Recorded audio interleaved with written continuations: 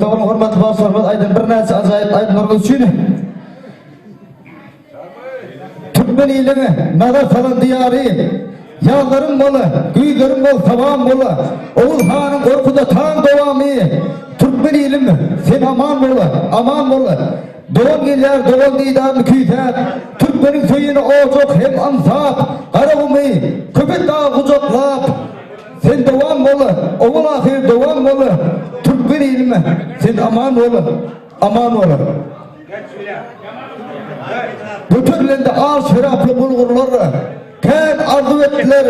Bugün 50 yaş toyumuzda, arzular tüpleşip iyidine, toysun çoğunu, koyyan salsın al asmana, için dostlar mürehepler al şeraf, koyyadu beyniler bırak yengesini, yöneveliğine, bir diyecek sözüm var, hüşkar oluma, şerafı diye yengesine. Sidis başlığının bir nesi acayip aydınlar bilen, bugün kitabaramız devam ediyor.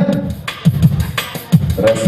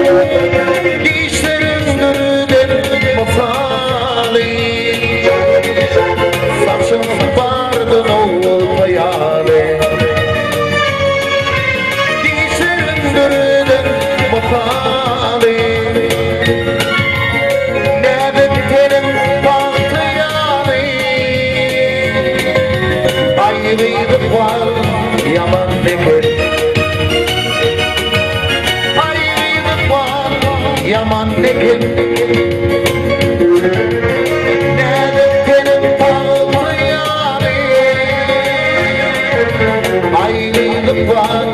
Yaman eken